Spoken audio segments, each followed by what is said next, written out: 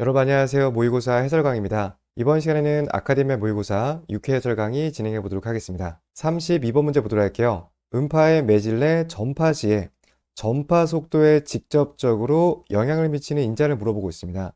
전파 속도에 영향을 주는 것은 두 가지가 있는데요. 첫 번째로는 경도가 있고요. 두 번째로는 밀도가 있습니다. 정답은 1번 선택해 보시면 되겠고요. 추가적으로 이 전파 속도와 이 두 가지의 관계에 대해 설명을 드려보도록 할게요. 전파 속도와 경도는 서로 비례하는 관계고요. 밀도 같은 경우는 서로 반비례 관계라는 거 참고적으로 봐주시면 되겠습니다. 넘어가서 다음 문제 보겠습니다. 탐촉자의 구성에서 전기 쌍극자로 이루어진 앞전 물질의 특성을 잃어버리는 온도를 물어보고 있어요. 간단하게 앞전 성질을 잃어버리는 온도. 정답은 4번 선택하시면 되겠습니다. 네, 기본적인 내용이라서 정답만 체크하고 넘어가 보도록 할게요. 34번 문제 보겠습니다. 초음파 빔의 특성에서 근거리 음장을 증가시키는 방법으로 옳은 것을 물어보고 있어요. 네, 근거리 음장이 증가되는 것은 크게 두 가지가 있는데요. 첫 번째로는 주파수를 증가시키는 방법이 있고요. 두 번째로는 탐촉자의 직경을 증가시키는 방법이 있습니다. 네, 정답은 2번 선택하시면 되겠고요. 영상 보면서 참고적인 설명 드려보도록 할게요. 탐촉자에서 음파가 만들어질 때는 일자로 주행하는 것이 아니고요. 마치 모래시계처럼 안으로 모였다가 퍼져나가는 형태로 음파가 만들어지게 돼요. 이렇게 음파가 모여서 가장 좁아지는 구간까지의 거리를 근거리 음장, 니어존이라고 하고요. 다음으로 음파가 모였다가 멀리 퍼져나가는 구간을 파존이라고 하고 또는 원거리 음장이라고 표현하게 되겠습니다. 또 초음파 영상은 이 근거리 음장 영역에서 만들어지기 때문에 이 영역을 잘 조절하는 것이 중요한데요. 또 근거리 음장을 길게 하는 것 또한 초음파 영상을 만듦에 있어서 중요한 조절 방법이라고 보시면 되겠습니다. 근거리 음장은 크게 두 가지 요소에 의해서 조절이 되는데요. 첫 번째로는 주파수를 증가시켜주는 방법이 있고요.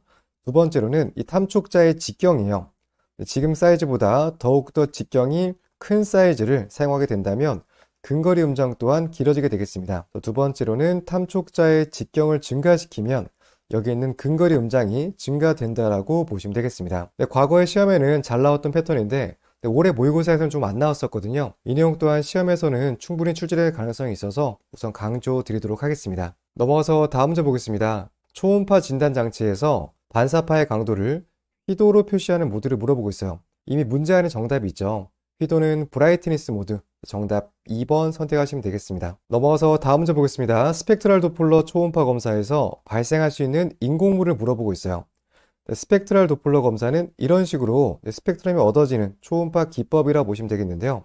한계치를 넘어가게 되면 반대쪽으로 표시되는 인공물이 발생할 수 있습니다.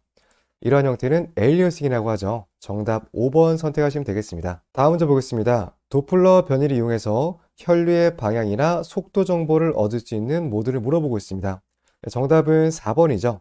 색도플러 같은 경우는 칼라 맵을 통해서 다가오는 혈류와 멀어지는 혈류의 방향을 알 수가 있고요. 그리고 속도 정보 또한 얻을 수 있게 되겠습니다. 칼라 도플러는 칼라 맵을 통해서 평가하게 되겠는데요. 칼라 맵 위쪽에 나온 색깔은 탐촉자로 다가오는 색상이고요.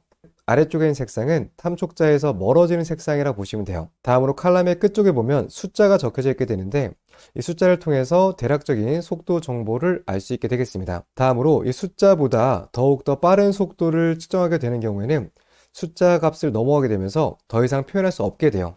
여기에 따른 결과로 엘리어싱이 발생될 수 있다는 것도 같이 봐두시면 되겠습니다. 간략하게 정리해보면 이 펄스 도플러랑 칼라 도플러에서는 에일리어싱이 발생을 하고요.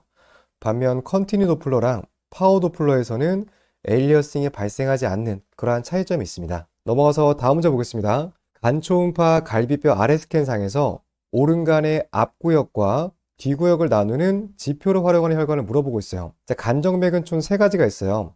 레프트 헤파틱 베인, 그 중간에 있는 미드 헤파틱 베인, 가장 오른쪽에 있는 라이트 헤파틱 베인으로 구분할 수 있습니다. 이 각각 간정맥이 하는 역할이 있는데 여기서 자세하게 설명을 드려보도록 할게요. 먼저 왼쪽 간정맥 같은 경우는 간의 왼쪽 옆을 바깥쪽 옆과 그리고 안쪽 옆으로 나눠주는데 기준으로 사용되고 있습니다. 간 좌엽의 바깥쪽 옆은 S2번과 S3번 구역이 있고요. 안쪽은 S4번인 구역이 있어요. 이 두 가지를 나누는 지표로 왼쪽 간정맥이 사용될 수 있습니다.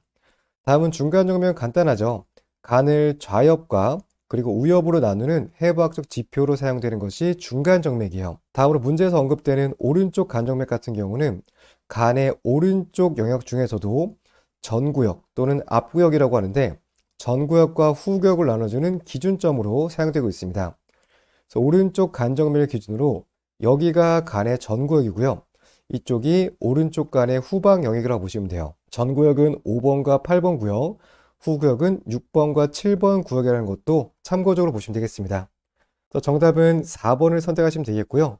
이렇게 간정맥의 해부학 같은 경우는 시험에 충분히 나올 수가 있어서 각각의 특징에 대해서 명확하게 정리하시면 좋겠습니다. 다음 관련된 초음파 영상까지 보도록 할게요. 보시면 여기가 중간정맥이고요. 가장 오른쪽이 오른쪽 간정맥이라고 보시면 돼요. 그래서 오른쪽 간정맥 기준으로 이쪽이 오른쪽 간의 전구역, 아래쪽이 후방 구역으로 보시면 되겠습니다. 넘어가서 다음 문제 보겠습니다. 간단한 문제여서 바로 정답 찾아보도록 할게요. 이자 초음파 검사할 때 해부학적 지표가 되는 것은 지라정맥이죠. 정답 2번 선택하시면 되겠습니다. 넘어가서 다음 문제 보겠습니다. 방사상 탐촉자로 검사하는데 유용한 장기를 물어보고 있어요. 방사상 탐촉자는 이렇게 길게 생겨서 우리 몸속으로 삽입해서 검사하는 그러한 탐촉자죠. 보기 중에서는 5번 전립샘을 정답으로 보시면 되겠습니다. 다음 문제 보겠습니다. 초음파 검사에서 7.5 이상의 고주파수를 사용하는 부위를 물어보고 있어요. 고주파수는 피부에서 가까운 표재성 장기를 검사하는데 사용하는 탐촉자죠. 정답은 5번 선택하시면 되겠습니다. 이 밖에도 갑상선을 검사하거나 또는 유방초음파, 근골격 초음파 또한 고주파수를 사용한다고 보시면 되겠습니다. 넘어가서 다음 문제 보겠습니다. 심장초음파 검사에서 복장뼈 긴축 단면도와 유사한 영상을 얻을 수 있는 검사 창법을 물어보고 있어요. 정답은 2번이고요. 심첨 3방도, 에이피컬 3챔버 뷰가 이 파라서널 뷰와 유사한 영상이라고 보시면 되겠습니다. 이 내용은 연관된 영상 보면서 추가적인 설명 드려보도록 할게요. 보시면 이쪽에 보신 영상이 파라서널 롱 엑스 뷰고요. 옆쪽 영상이 에이피컬 3챔버 뷰입니다. 기본적인 해부학 구조는 레프트 벤트리클, 레프트 아트리클, 이쪽에 대동맥이 있고요. 그리고 승모판과 대동맥 판막이 있습니다. 옆쪽에 살짝 우심실이 보여지는 것을 영상을 통해서 볼 수가 있어요. 옆쪽 영상 마찬가지고요. 좌심실, 좌심방, 그리고 대동맥이 보이는 것을 확인해 볼 수 있습니다. 두 가지 영상 거의 비슷한데 차이점이 있다면 이 파라서널 뷰 같은 경우는 좌심실을 길게 펼쳐진 뷰라고 한다면 에이피컬 뷰는 이걸 세워서 보는 단면도라고 보시면 되겠습니다. 두 가지 거의 비슷하고요. 보는 방향만 다르다고 이해하시면 될 것 같아요. 네, 아직까지 국가고시에서는 에이피컬 3챔버에 대한 내용들은 출제가 되지 않았었거든요. 이전 단면도는 다 나왔었기 때문에 에이피컬 3챔버 뷰 충분히 출제 가능성이 있다라고 예상되고 있습니다. 여기에 대한 기본적인 개념과 함께 해부학적 구조까지는 기억해 두시면 좋겠습니다. 넘어가서 다음 문제 보도록 할게요. 영상에서 관찰할 수 있는 간 질환을 물어보고 있습니다. 보시면 이제 간 자체가 조금 뿌옇게 나타나는 것을 볼 수가 있고요. 내부에 있는 혈관이라든지 횡격막 구조물이 명확하지 않은 것을 볼 수 있습니다.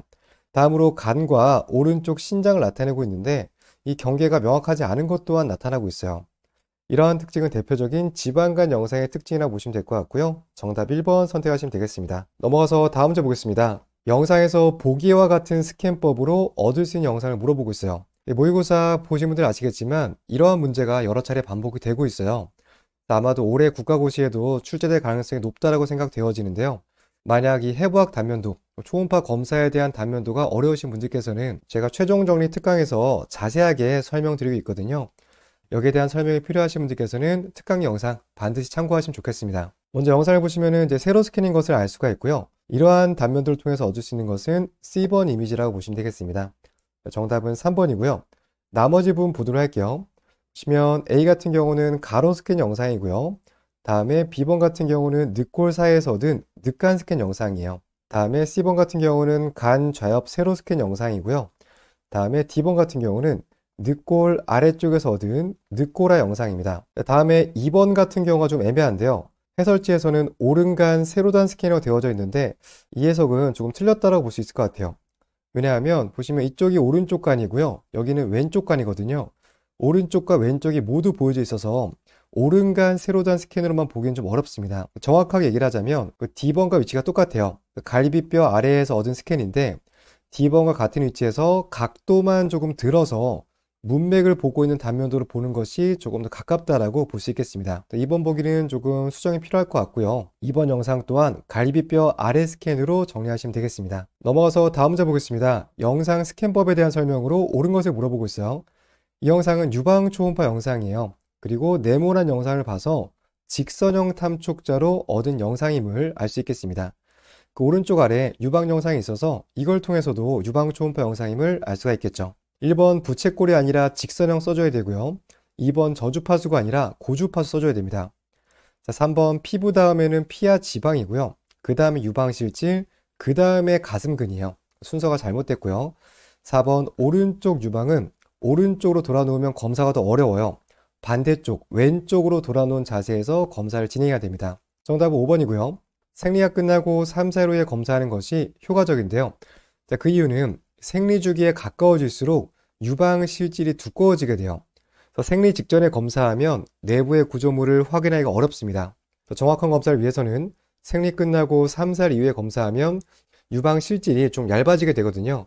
이럴 때 검사하면 내부 구조물을 더욱더 잘 관찰할 수 있기 때문에 이 시기에 검사하는 것이 좋습니다. 넘어가서 다음 문제 보겠습니다. 영상 표시 부분을 밝게 나타나는 것은 간단하게 해부학을 묻는 문제라고 볼 수 있겠는데요. 이 부분은 레날 사이누스죠. 정답은 2번 선택하시면 되겠습니다. 넘어가서 다음 문제 보겠습니다. 영상의 스캔법과 별표 부분의 해부학적 명칭을 물어보고 있습니다. 우선 이 스캔법 같은 경우는 복장, 위창, 긴축 단면도, 우선 3번과 4번에 해당된다고 볼 수 있겠고요. 별표한 부분은 대동맥궁이에요. 정답은 3번으로 선택해 보시면 되겠습니다. 이 부분은 아직까지 국가고시에 출제된 적이 없어서 충분히 출제 가능성이 있는 문제라고 볼 수 있을 것 같고요. 관련된 영상 보면서 추가적인 설명 드려보도록 할게요. 보시면 심장 초음파를 검사하는 단면도 중에서 흉골연 위쪽에서 검사하는 흉골 상부 검사법이 있습니다. 보시는 것처럼 환자 같은 경우는 바로 누운 상태에서 고개를 살짝 젖힌 자세를 취하게 되겠고요. 이쪽은 이제 스터널 러치 부분이에요. 이쪽에 탐촉자를 대고 이미지를 얻게 되겠습니다. 우선적으로 기본적인 자세 기억해 두시고요. 이 단면도를 통해서 얻고자 하는 것은 바로 대동맥궁을 보려고 얻는 검사예요. 이렇게 보는 게 대동맥궁이고요. 이 부분이 잘 보이는 것이 이 단면도의 특징이라고 보시면 되겠습니다. 참고적으로 만약 문제가 조금 더 어려워진다면은 가운데 있는 동그란 구조물을 물어볼 수 있거든요. 이 구조물은 오른쪽 폐 동맥이에요. 라이트 풀모너리 아테리라서 조금 더 깊게 물어보면은 여기까지 물어볼 수도 있을 것 같습니다. 이전 국가고시에서는 심장 초음파 관련된 이 자주 사용되는 단면도는 거의 다 출제가 됐었거든요. 그러다 보니까 반드시 필수적으로 보는 단면도는 아니지만 그래도 심장 초음파에 포함되는 단면도가 있어요. 지금 보시는 흉골 상부 단면도 또한 선택적으로 사용되는 단면도이긴 한데 어쨌든 심장 초음파에서는 사용되는 단면도거든요. 이전 국가고시에서는 기본적인 단면도가 모두 나온 상태라서 조금 더 어려운 단면도인 흉골 상부 단면도가 출제될 가능성도 조금 있다라고 보시면 될 것 같습니다. 넘어가서 다음 문제 보겠습니다. 영상에서 화살표 부분에 발생한 인공물을 물어보고 있어요. 이 단면도는 이제 방광에서 만들어진 인공물이고요. 방광 끝쪽에서 뭔가 채워지는 듯한 영상이 만들어지는 것을 볼 수가 있습니다. 이 영상은 2번에 있는 겨엽 인공물 사이드롭 아티팩트를 정답으로 보시면 되겠습니다. 사이드롭 아티팩트에 대해서 간단하게 설명을 좀 드려보도록 할게요. 초음파 빔 같은 경우는 가운데 메인 빔이라고 있습니다. 이 메인 빔에서 음파가 좀 강하게 나타나게 되고요. 메인 빔에 벗어나는 옆쪽 구역을 사이드 롭이라고 해요. 사이드 같은 경우는 메인 빔에 비해서 이 빔의 세기가 좀 약한 특징이 있습니다. 또 보시는 것처럼 가운데 쪽에는 이런 아티팩트가 발생하지 않았는데 이 빔이 약한 사이드 쪽에서 아티팩트가 발생한 것을 볼 수가 있어요. 그래서 결과적으로 메인 빔에서 벗어난 사이드 구역에서 이런 허상들이 발생된다라고 보시면 되겠습니다. 그런데 해설지에서는 조금 잘못 설명이 되어져 있는데요. 쓸개나 방광과 같은 곡면 형태의 반사체에서 인공물이 발생된다라고 설명되어져 있어요.